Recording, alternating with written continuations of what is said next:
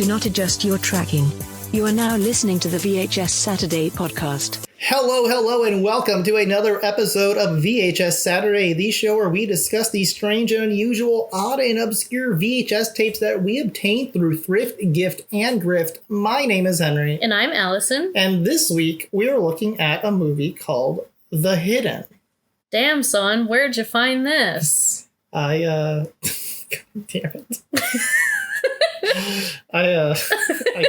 I found this at the thrift store. Okay. I did recently watch videos about this movie, and when I saw it at the thrift store, I was like, oh, fuck yeah, perfect.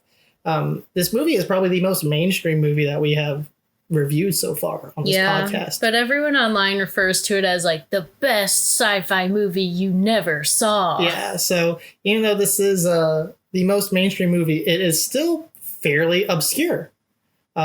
Maybe hidden, I would say. Oh my god.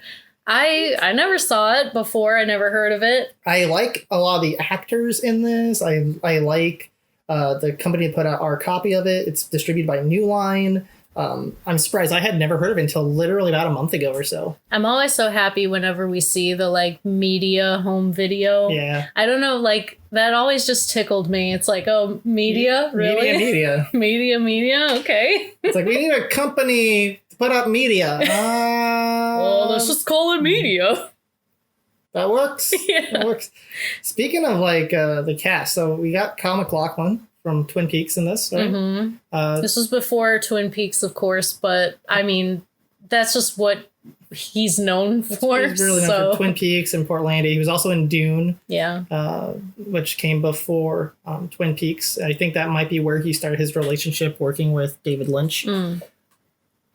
It also has Danny Trejo in one of his earliest roles. Yeah, in a scene that lasts like 2 seconds. Yeah, he's like, I need a phone call. I think he asked for a phone call or something like that. Yeah, he like shows up, gets shot, and it's over. Shows up, gets shouts, and he gets shot. But, you know, to be fair, before he was having starring roles as, you know, Machete, he started out just with small roles. Like, we need a Hispanic gangster. You, former actual Hispanic gangster. You can play that role. Former gangster. He's still Hispanic. Okay, fair. So that's just by sheer coincidence. Every time I realize we watch a actual movie, it turns out to have somebody in one of their earliest roles. Yeah, that is a thing that we're discovering the more we do this podcast, especially stuff from like the 80s. And it's never on purpose. No. It's never like, oh, let's watch The Magic Bubble because it's got George Clooney. We didn't realize George Clooney was in it until like we were watching and we were like, wait, what? No, they didn't acknowledge George Clooney whatsoever. And being that this is just Danny Trejo's like earliest roles with a single scene, like he's got a single shot before he gets shot.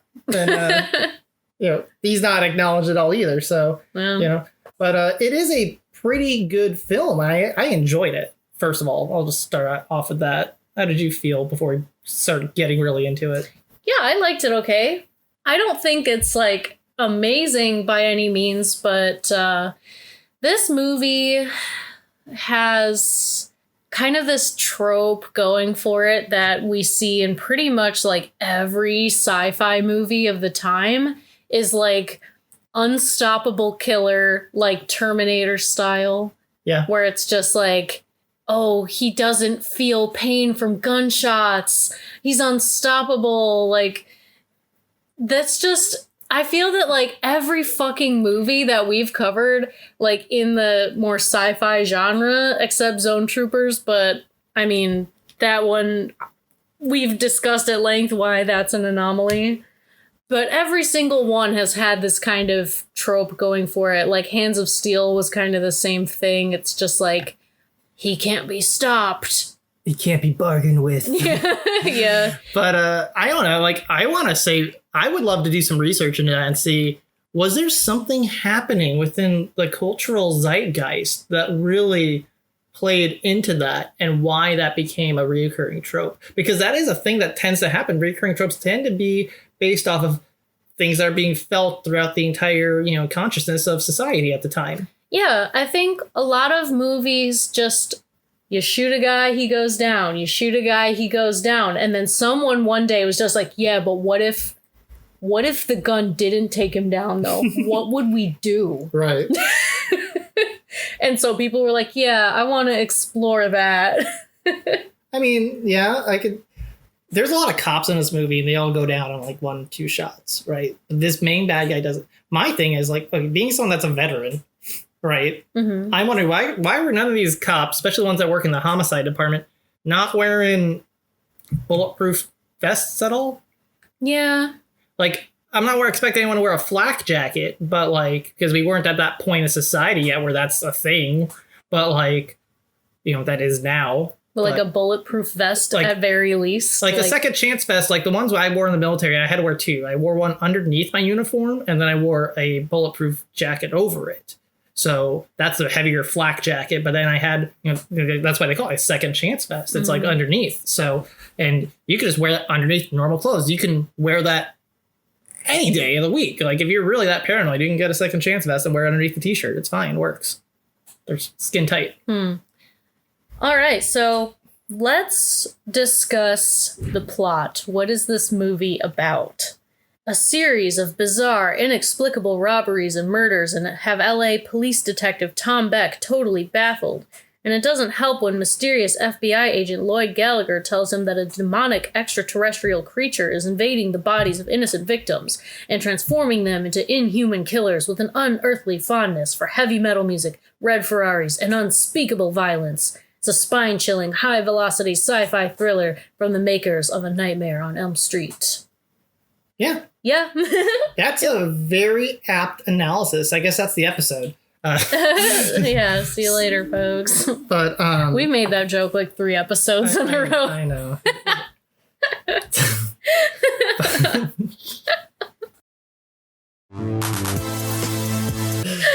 But no, so I feel like this movie, definitely got Terminator meets Invasion of the Body Snatchers vibes. Yeah, 100%. It had some pretty good effects when we did get effects.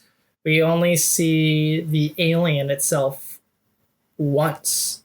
Twice. Does that second time really count? Well, I don't know. It's kind of like the alien creature thingy is It's like a slug. Yeah, but it's got like spider legs, like these like hairy spider legs, but it's really like slimy and disgusting. You see the full thing in like one of the first like in the beginning. The first body snatch. Yeah. That we see. And you get to see the whole thing and it's nasty and I was like, ew. It was a great effect. Yeah.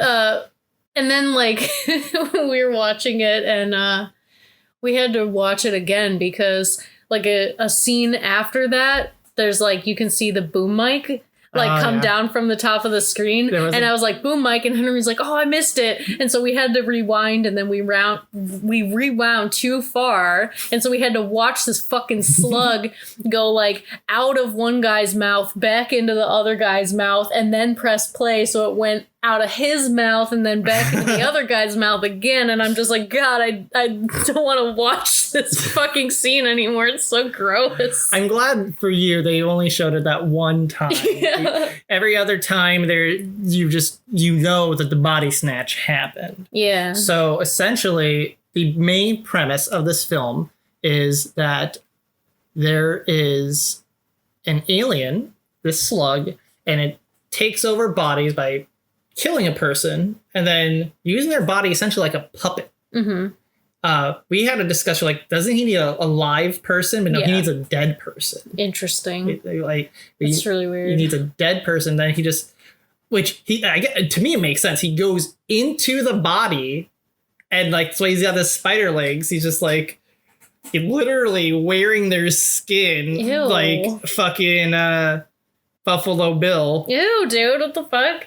Is that why, like, he has to change bodies so often? Are they decaying, or...? Because they get damaged. That's how come he has to jump bodies, because Kyle MacLachlan's character explains that he gets damaged, and then he has to jump bodies. That's how come after he could take so many shots, because he's not actually feeling pain, but then the body's now, like, bones are broken. Now he can't really manipulate it. And I guess I'm just thinking about that, like, okay, if the host body is dead, does that mean that, like, it's decaying? I think so, too. Yeah, I think it plays a factor, too. Maybe rigor mortis is setting in. It's hard to, like, move the body. Yeah, I don't know.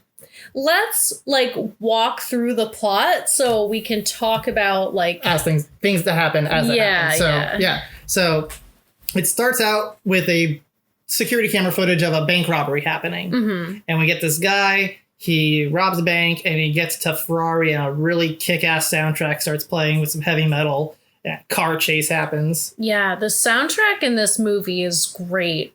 Like, the music is really good. I would listen to this, like, if this is on Spotify, I would listen to that playlist. Right. The score, on the other hand, I thought was really bad. Yeah, the score left a little bit to be desired, but the soundtrack choices were... Yeah, chef's kiss. The music is good, but when they tried to, like, score the movie, I was like, is this, like, Baby's first score? This is bad. It was like they're trying to go for this, like, John Williams kind of, but... Yeah, a bit. Yeah, but they didn't have, like, the budget or the talent, and so it was just, like... Yeah, it wasn't as good as some other scores from this company that I've seen. Like, New Line has a budget. Like, this had a decent budget to the movie. Yeah. But I guess they didn't get their best guy. Best efforts weren't put forth. So then he gets into Ferrari. The car chase happens. I really like these aliens. Like, Ferraris and heavy metal music. Like, okay, yeah. And they're very horny. Yeah, he's a bit horny. Like... Yeah, the guy robs a bank and then he gets in his car and then he's like just blasting music and we get this like Blues Brothers style chase scene with the cops and they're all trying to stop him, but nothing can stop him. He runs like because he's driving like a bat out of hell because he knows he can jump bodies. So he's got nothing to lose, like in all honesty. Then he runs over a guy in a wheelchair and we were like, oh my God. Yeah, that he was like riding through a fucking park or something. Yeah. And there was like a lady, like a nurse pushing a guy in a wheelchair. And so what does this nurse do but like save her own ass and like jump out of the way, leaving this poor helpless man to just get mowed over. Jesus. I was like, are you kidding me, dude? Like you couldn't just throw him forward. Yeah, like... right? Like what the fuck? Every man for himself, I guess. Jesus. Run! Oh, fuck. God. And then we get the walking glass trope. This guy's walking with a pane of glass. Yeah, it's like the two guys like holding a giant pane of glass walking through the street. Was that like the Back to the Future NES game? Yeah, I was just thinking about that. Yeah. But I mean, that is a trope in so many chase scenes. I know. But like, it is subverted a little bit because instead of just crashing through the glass, he like mows him over and one guy like smashes his face on the windshield. There's like a big ass blood spatter. Oh my God. And I was just like, are we going to get a fruit stand next? Yeah, right. Like, unfortunately, there was no fruit stand. God, I would have loved, if I'm ever going to make a movie and I do a chase scene, I want to pay homage to those tropes. And I feel like if you're going to do the walking glass trope, you got to have a fruit stand. Like at that point, it's like, go all in. Go all in. All in. Because people are going to see that and be like, really? And then you do the fruit stand, people go, okay, you are aware of what you're doing. I'm pretty sure that Cop and a Half has like a fruit stand scene. And we have that on VHS. So if you really need to like get that out of your system, we can do that later. So I don't know why I remember that. I've never seen Cop and a Half. Yeah. That's like literally all I remember about that fucking movie. What is with media portraying children as like a half of a person? Like we have 2.5 men and then we have, Cop and a Half. Yeah. Like, it's like I thought we got over the whole like assigning fractions to people's value thing. Not if they're under 18. Oh my God. So then there is a blockade. The police make a blockade and they all get their shotguns ready and they just lay into him as he's going through. He just crashes right into him. He doesn't give a fuck. Mm-hmm. And he just like gets out of the car and they're just like fucking mowing him down with bullets and he's just standing there not giving a fuck. I think he's actually smiling.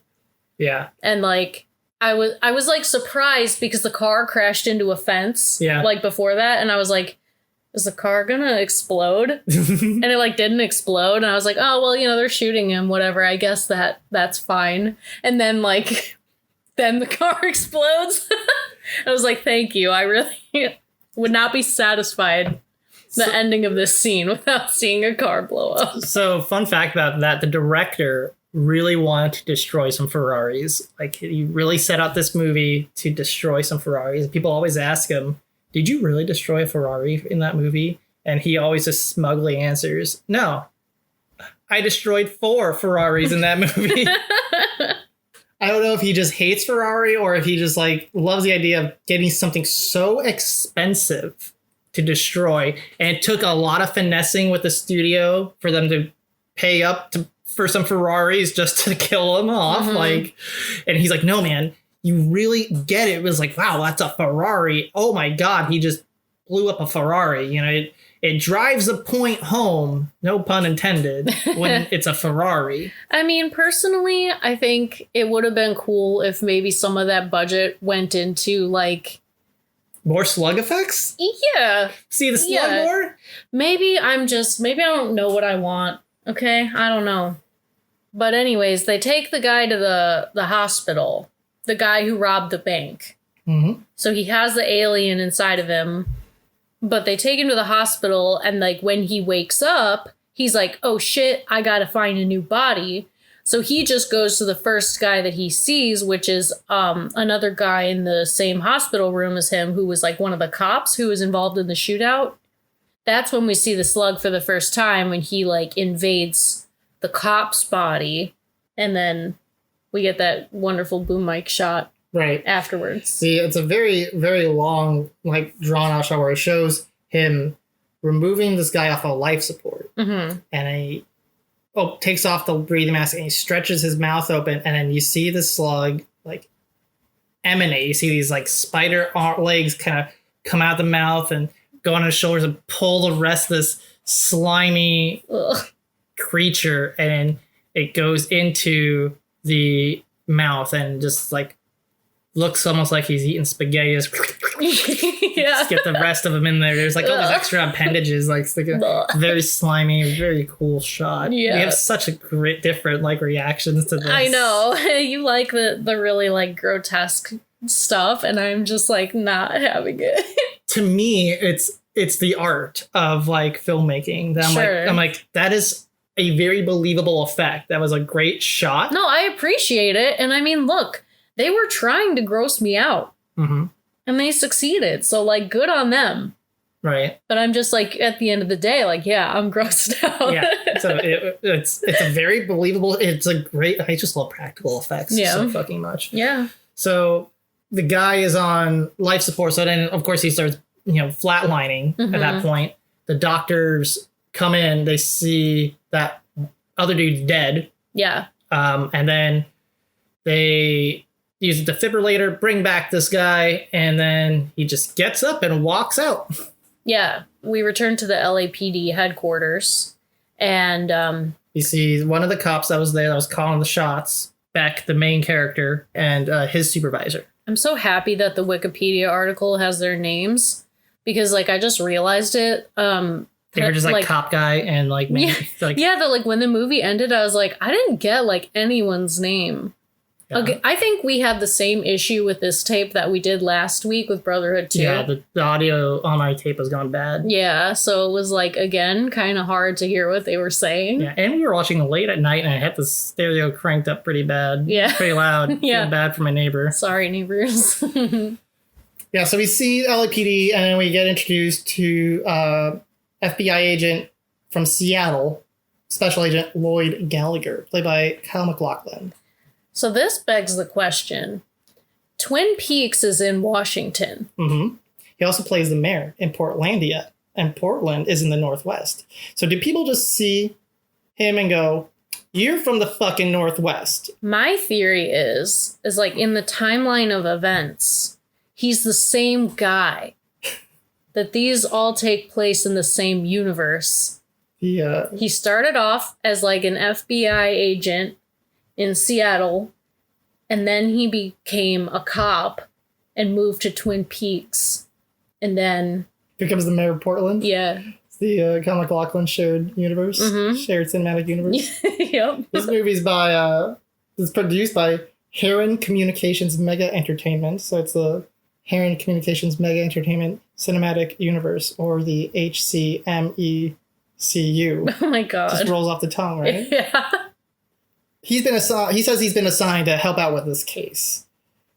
And when they find out that the other cop, what happened, this guy books it to the fucking hospital. They realize that the other person's gone. He just up and left. So Kyle MacLachlan knows what body he's in next. He's like, he's the guy that was in that room. He's going to start committing crimes too. Put out APB on this guy, Miller. And the main cop goes, no, this guy's got no criminal record. He's not doing anything. You're full of shit. Why would he be doing all these crimes all of a sudden? Then we cut to Miller going to the record store. I don't remember how he pissed off the record store owner. Because he was stealing the tapes. He was literally just like picking them up off the rack and putting them in his pocket. And the owner saw him and was like, bro, get the fuck out of my store. And then he just... like a bat. And then the alien takes the bat from him and just beats the ever-loving fuck out of him to the point where he's just like on the floor. And then he opens up the cash register, takes out $100. I guess we found out later that's all that was in there. And there's also a gun in the register. Then we see this, I swear, I don't know if this movie was sponsored by Sansui, but I want to believe it is. Then we see this like ad on the wall of the record store for Sansui boombox. And he realized there's a Sansui boombox right there in the glass case underneath the counter. So he just kicks the glass and he takes the boombox out and starts blasting heavy metal while carrying this boombox out the door. And he goes to the diner where he's like sitting at the fucking table blasting his music, and everyone's looking at this guy like, what an asshole. Mm-hmm. So the waitress is trying to get him to turn the music down.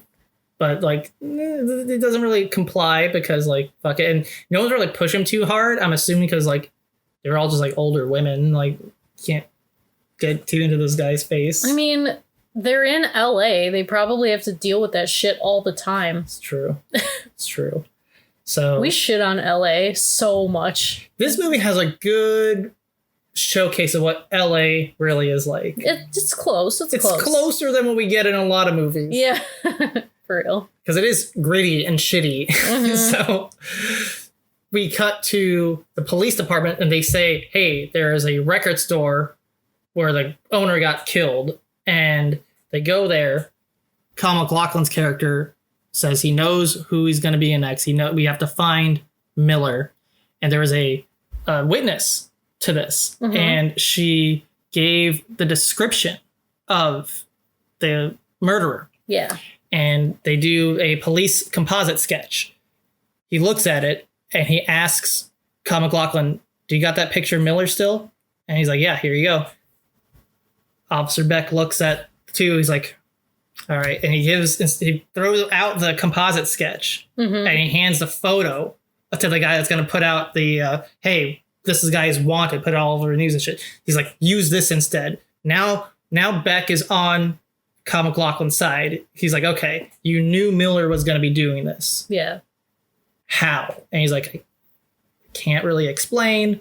Just trust me. And he trusts him for a little bit, you know? Mm-hmm. And he's like, we got to go find out what he's going to do next. We'll take my car. He drives a Porsche.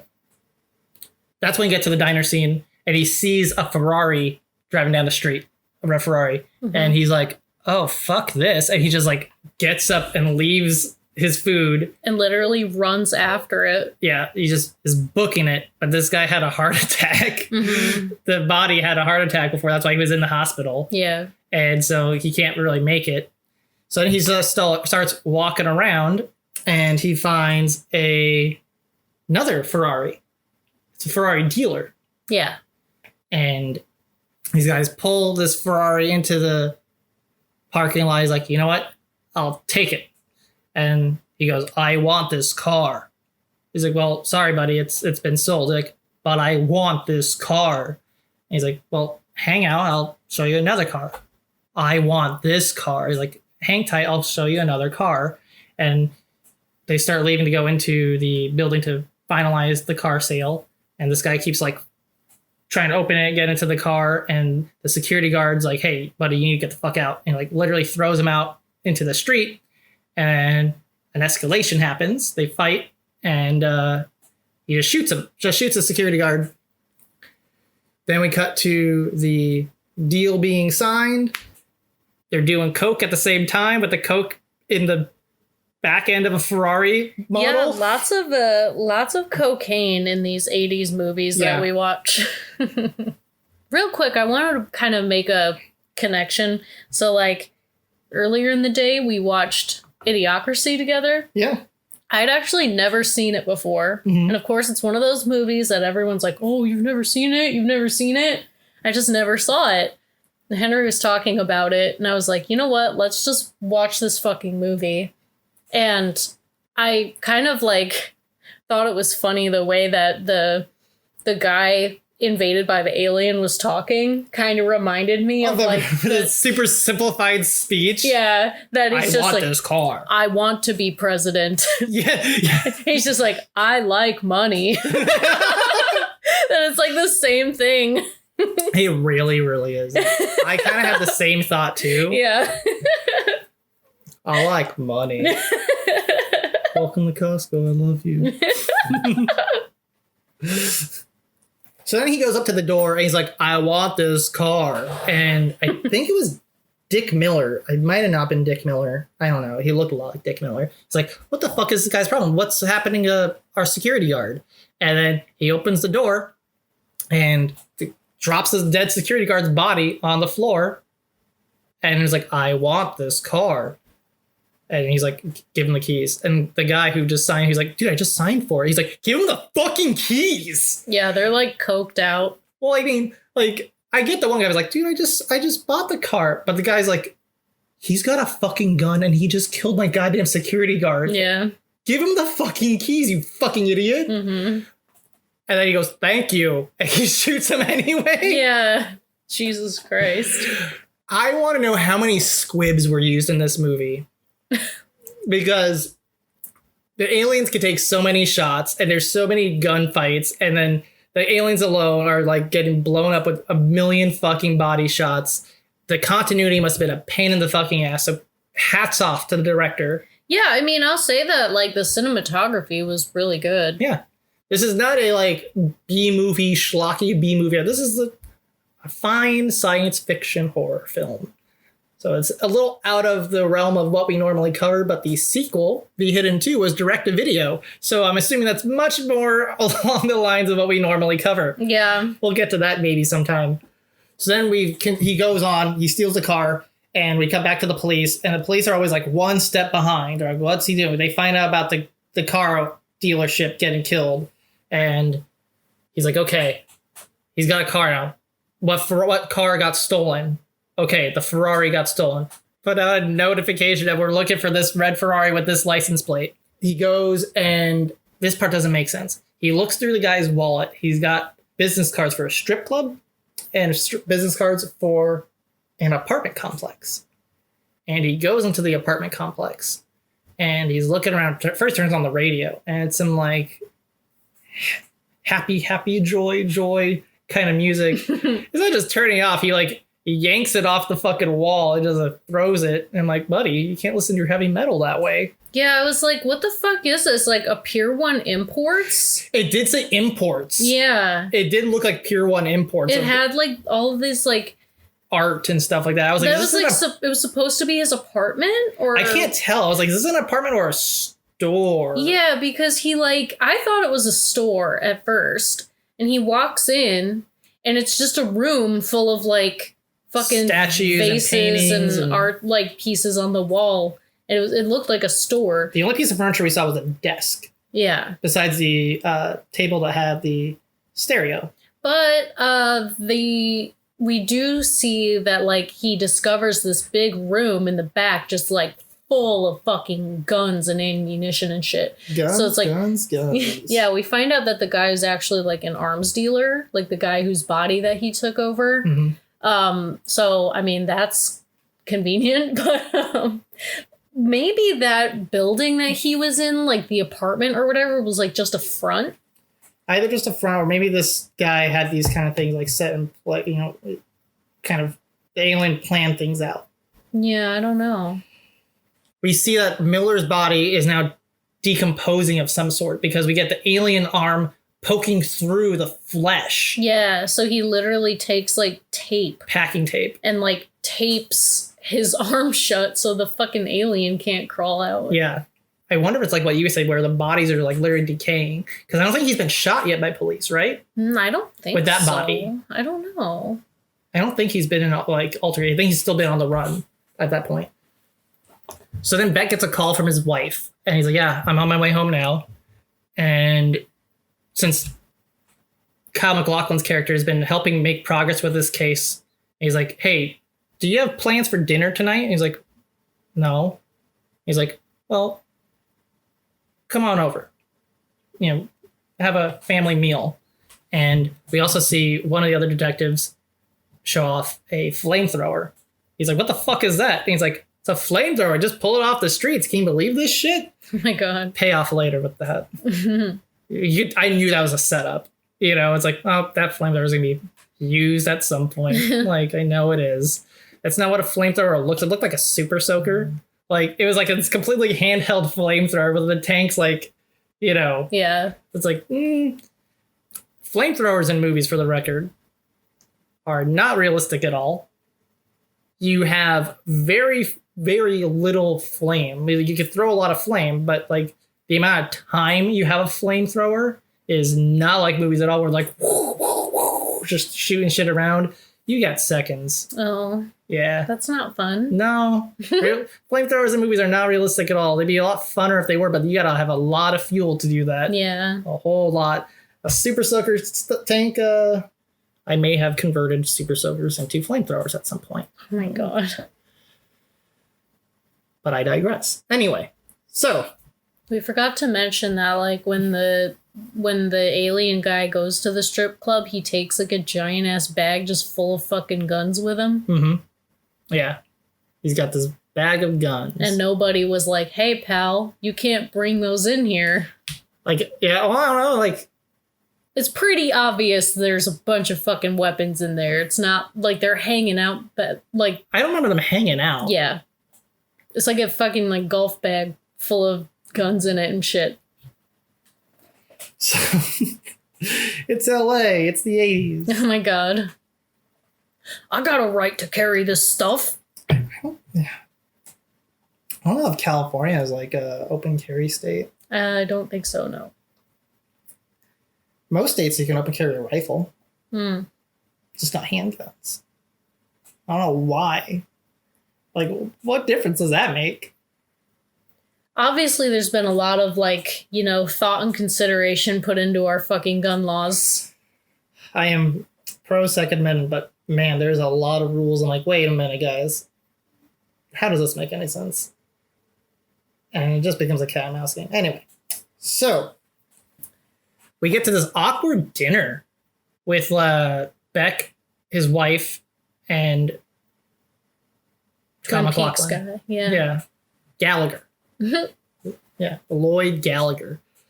So they're like, where are you from? He's like, what? He's like, yeah, where are you from? And he's just like, I don't know what the fuck happened. Like, it's so fucking weird. He went from being very sociable and talking normal to talking like a goddamn idiot. Like at dinner, he's like, I don't know. He's very robotic, and it's weird. It's a very different type of thing. And he's like, where are you from? He just points up. They're like, oh, from up north? From where? And he names some, like, it just sounded Canadian to me. Either that or like someplace in fucking Wisconsin, like Kenosha. Saskatchewan. Like Saskatchewan, Wisconsin. That's so, like, they're like, oh, I've never heard of that town. He's like, yeah. Like, obviously, that's the planet. Spoilers, he's also an alien. You start picking this up, though, before, as it goes on, because he knows what's going to happen. He knows a bit more. He's also an alien. So then they get a call that Miller has been killed at the strip club. He's been found. The body's been found. Mm-hmm. So like, okay, we got to go. So they go off to catch back up, and we get the police going to the strip club, and they're asking people what they saw, what's happening.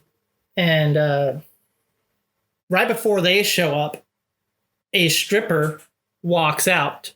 The stripper we saw with his bag of guns, which coincidentally match her dress that she's wearing as she leaves. They're both red. Slay queen, literally.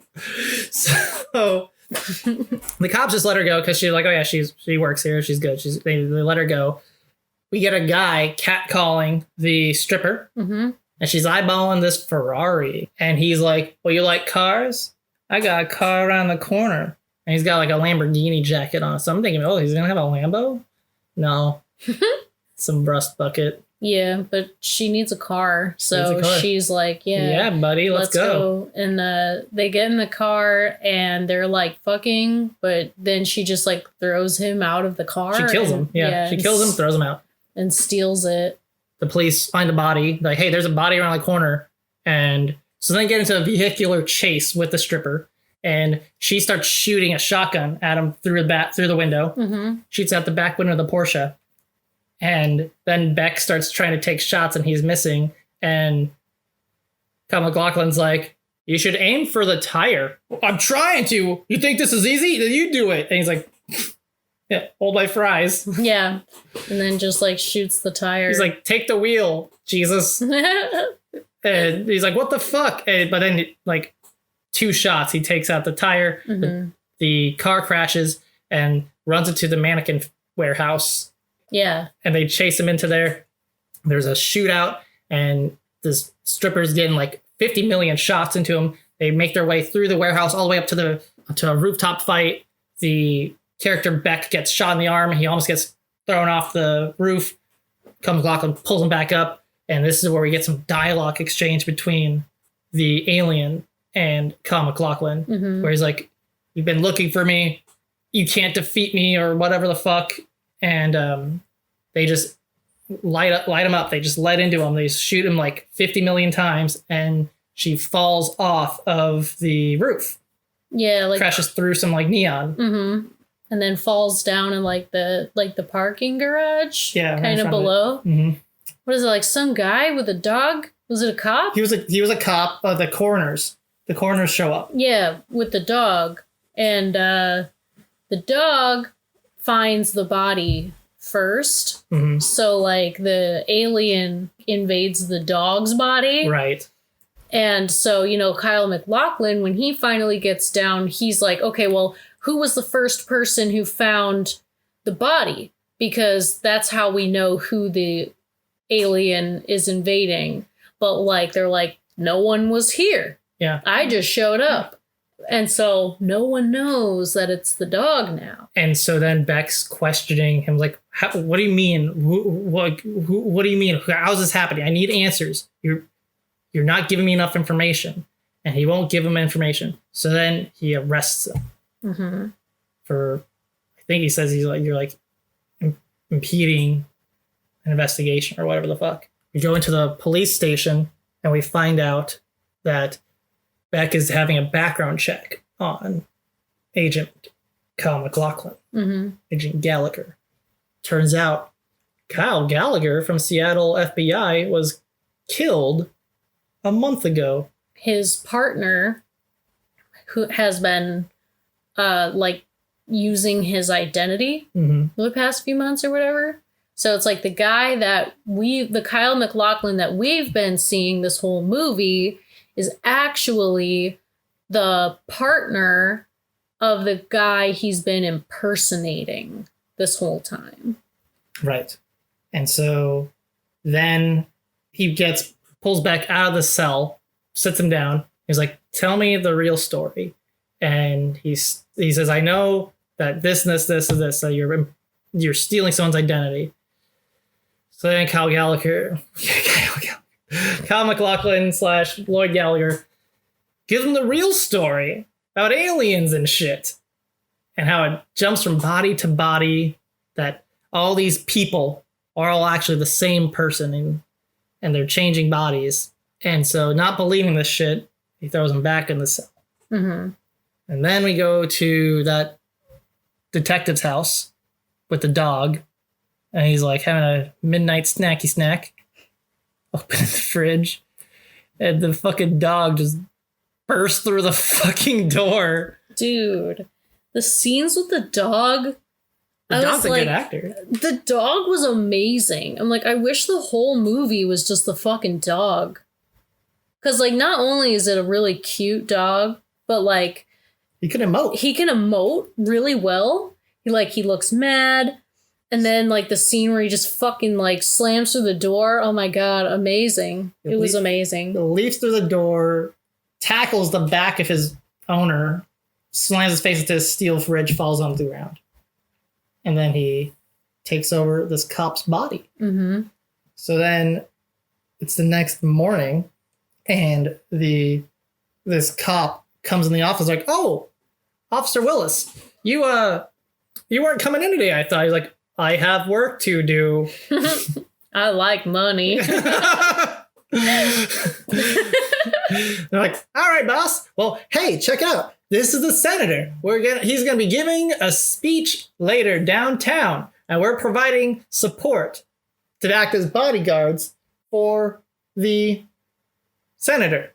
We skipped over when Gallagher was taken into custody. They took all his possessions, right? Including this like weird looking alien gun. Mm-hmm. This very strange gun. And then we cut to they like, take it to the lab, see what we can figure it out. Probably some strange FBI toy. Yeah. And we go to the lab, and he's like, "What's this?" And he shoots a laser, and it explodes the wall. Mm-hmm. Everyone's like, "What the fuck is that?" And they all start scrambling, especially because they got the president now. And the senator. They got the senator now. They put the senator into hiding, into like a broom closet. It's like a supply closet of sorts. And Willis, alien in Willis's body, goes into where the explosion happened. He gets the gun. So then the alien goes to that room when he starts getting all of this like ammo. He starts getting all these guns and stuff because it's like a supply closet lab where they work on guns, I guess. Yeah, or like evidence or something. Yeah, he's got all this ammo now. And then he starts attacking other cops. A giant shootout starts happening, and Beck realizes, okay, now a cop is attacking other cops. Agent Gallagher is telling the truth. Agent Gallagher in quotes. Gallagher's telling the truth. So he gets the gun, the special gun, and he makes his way up to the jail cell, and they don't want to let him through. They're like, "You gotta check your piece, sir." He's like, "Let me through the fucking room." And they open the gate. He unlocks him. And he's like, "So Willis is the cop now? Willis is the alien now?" He's like, "Okay." He's probably gonna go for the president, he's probably gonna go for the senator. So then we see Danny Trejo. Yeah, for like literally like 13 seconds. And then he gets shot.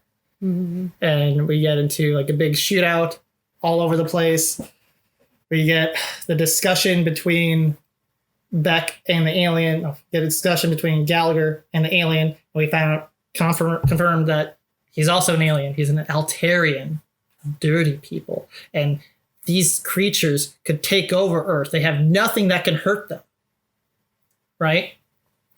And unless like when Gallagher had explained to Beck the only thing that can hurt them is this gun that I have, but I can only hurt them when they leave the body. Right. And so the shootout happens, and Beck's like, why the fuck didn't you shoot him? I thought that thing could hurt him. And he shoots Beck with this laser, and it just kind of tickles him. And he's like, yeah. Told you, it doesn't work against human flesh. We have to get him when he leaves the body. So when he jumps bodies. So then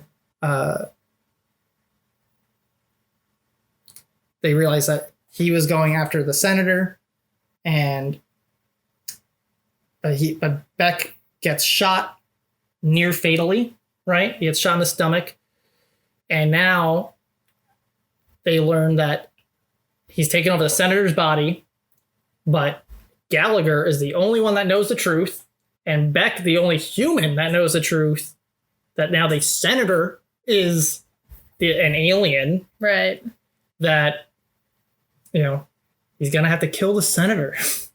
But that's not going to work very, very easily. Mm-hmm. And the senator goes to his press conference, and they're like, why did Detective Will start attacking people? They're like, oh no, investigation's going on. They're like, do you want to still run for president, Senator? And he's like, I want to be president. I like money. So then we see Gallagher come through where the senator is giving his speech. They're like, sir, what's in the bag? He's like, oh, stuff. And they're like, open the bag, please. And he's like, yeah, sure. Then he kicks him in the dick and runs through. Ow, my balls. Sorry, I can't stop. You didn't really kick him with the ball. You kicked him in the gut. Yeah. And he runs through. Everyone's like, the police are chasing this officer now. And he pulls out the flamethrower and he lights the senator on fire. Mm-hmm. This is how we get the alien to come out of his body. Because now that body's been way too damaged. Everyone sees the senator, everyone's freaking out because the senator is now on fire on stage. Yeah, they don't understand what's going on. They're just like, holy shit. I just witnessed a fucking assassination. Yeah. Then we see the slugs start coming out and it's all like, because it's on fire. Mm-hmm. And he gets his little space gun and he shoots it and it explodes. Yep. I don't know what I would be thinking if I was in that audience. You're just here to see the senator speak, and then and someone runs in, shoots him with a flamethrower, and a giant slug comes out of his face.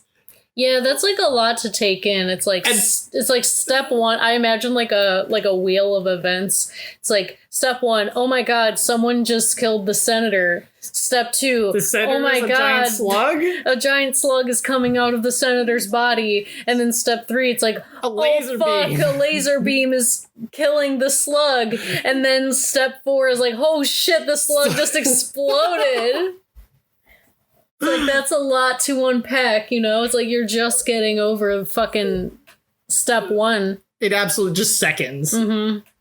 All the security guards were chasing Kyle MacLachlan in as that happens, and they tackle him, and that's when he shoots the laser beam. Mm-hmm. And once he sees that this alien slug that he's been chasing for 9 years Earth time, that's what he said before too. I forgot we didn't mention that. 9 years Earth time. He's been chasing this slug because it killed his partner, his wife, and his daughter. Yes. That's a lot. That is a lot. Fuck that slug. But he's gone now. I thought the slug was kind of cool, honestly. Ferarris and heavy metal, I'm like, I mean, personality-wise, I vibe with the slug. I vibe with the slug. We could hang. What's the Futurama, the Slurm slug, the party slug? Oh my god, Slurms McKenzie. Look, it's Slurms McKenzie. He's the original party worm. Ooh. Whammy, wham, wham, wazzle. Let's party.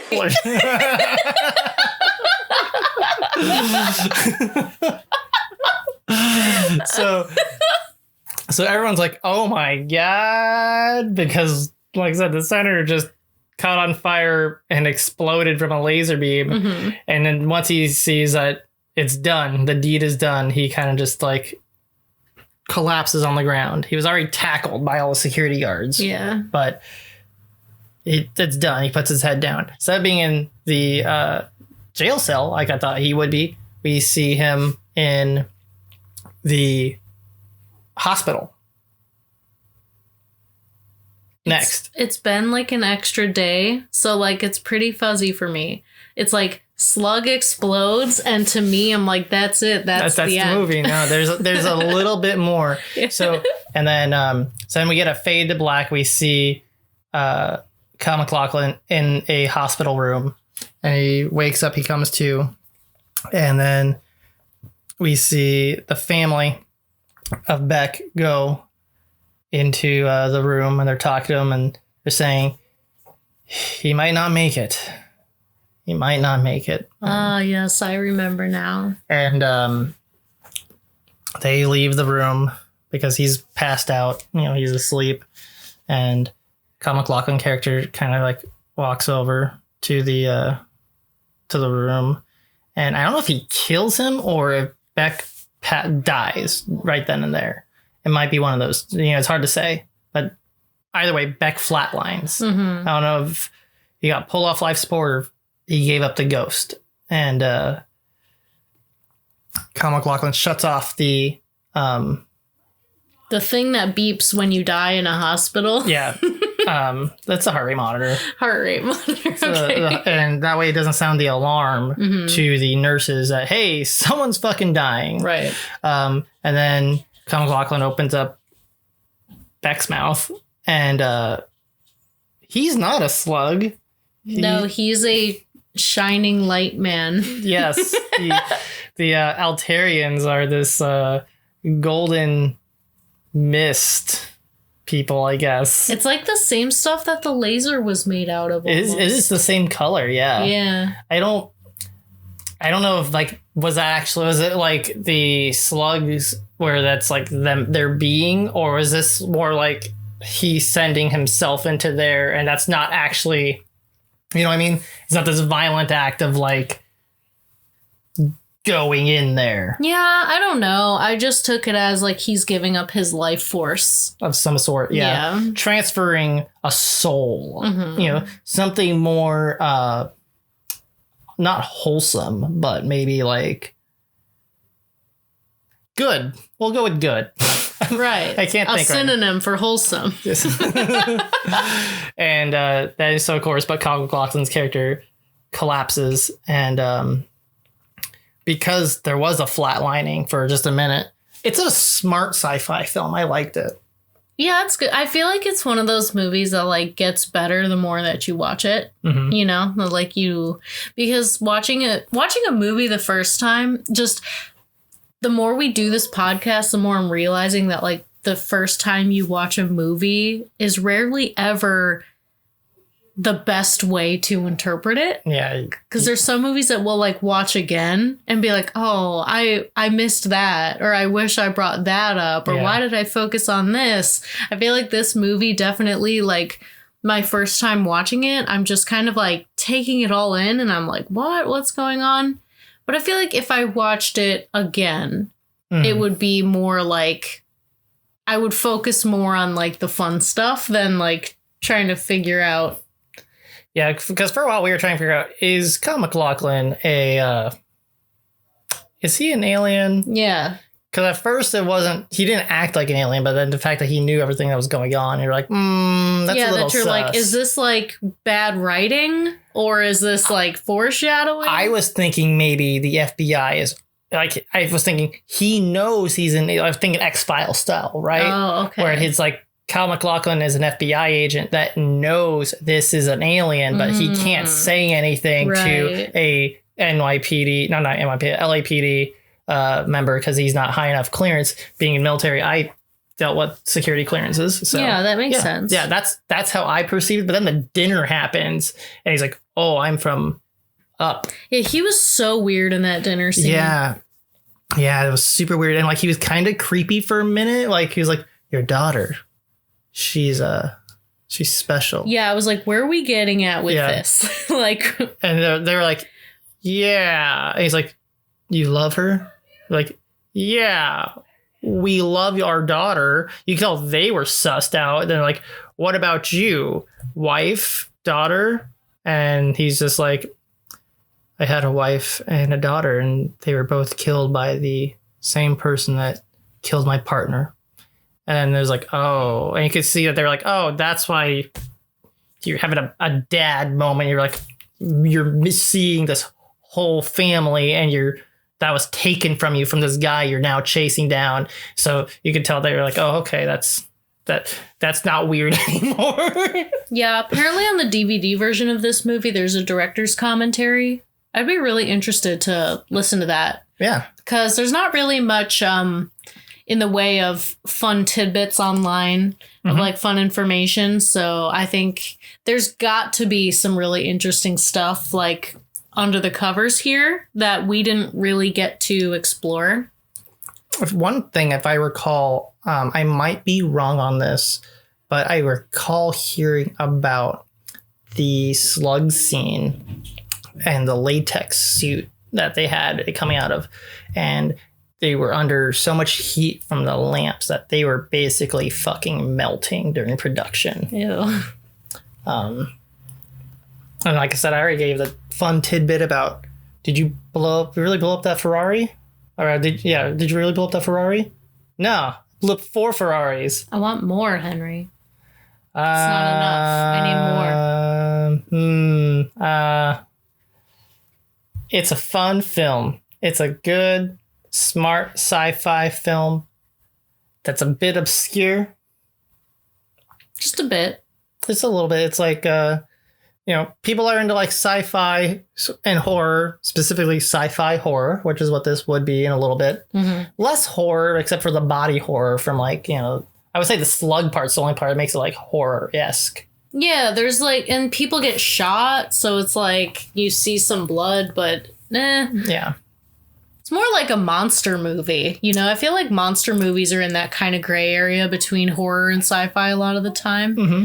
So it's kind of like in there. Yeah, for sure. That's like I said, sci-fi horror. It's like it's literally right there. Yeah. On that line. And I did get Terminator vibes from the police scene, specifically the police station when he's like walking through getting shot. Definitely got vibes, both from Terminator 1 and 2. Yeah. More in Terminator 1 than in Terminator 2. Mm-hmm. Terminator 2, I'm thinking about the hospital scene, actually. But yeah, so it was cool. I like the soundtrack a lot. I would probably pick that up. Yeah, it's good. I like the music. It starts out with a pretty cool effect with just the CRT, like security camera screen. And then we were watching this on VHS, so it's going through like a really nice upscaler at my house. And it has like scan lines for like simulating a CRT because it's mostly meant for video games. And I'm like, ooh, that looks kind of cool. You add the scan lines onto the God. Yeah. Let's make this picture less clear. It's not that it makes it less clear. It makes it how it would have looked on a CRT, so you can see it as it is. Yeah. And like with video games, sometimes you need those scan lines can like create like what is an optical illusion that was intended by the pixel artists. It happens. Yeah. So that's a totally different story. Talking about video games. I mean, I'm totally done talking about this movie. Yeah. I'm totally done. There's nothing else to say. Allison, would you suggest people check out the hidden gem that is The Hidden? Yeah, absolutely. I know that there are people who listen to this show who like this is their bread and butter. This is the kind of shit that they look for. It's what plants crave. So, if you're listening to this show, you'll probably enjoy that movie. Yeah, I think you'll definitely get a kick out of watching The Hidden. Mm-hmm. I think I need to track down a copy of The Hidden 2, the direct-to-video sequel from 1993, I want to say. I'm very curious what that is like. I'm sure it's terrible. Yes. Speaking of terrible, my copy of Brotherhood 3 just showed up in the mail today, so... We are literally going to throw that sucker into the VCR as soon as we're done recording this. I'm kind of hooked on the Brotherhood now. You just like that gay shit. I like giving me that gay shit. Happy Pride Month, everybody. Speaking of, I want to watch Nightmare on Elm Street Part 2. Is it gay? That's the gay one. Oh, okay. There's also a documentary called My Nightmare on Elm Street, and it's about the production of the movie and how it affected one of the actors in particular. In terms of his gayness? I believe so. All right, I don't know if he was gay or like people perceived him as gay. I don't know. I'm more of a Jason fan than a Freddy fan, but I do enjoy the Freddy movies. I don't think I've seen all of them, so I have all of them now, so I want to see them all. Yeah, totally. I haven't seen any of them, so we should watch them together. Mm-hmm. So I think that does just about do it for this episode, everyone. Yes. Be sure to follow us on Facebook, Instagram, and Twitter. Subscribe on YouTube, Spotify, Apple Podcasts, wherever you listen to podcasts. Visit our website, VHSaturday.com. Join our mailing list for all updates VH Saturday. We have stickers available, so if you want one, go ahead and send us a DM on any of our social media platforms. And thank you so much for listening. We will see you next week, but until then, remember, be kind, rewind.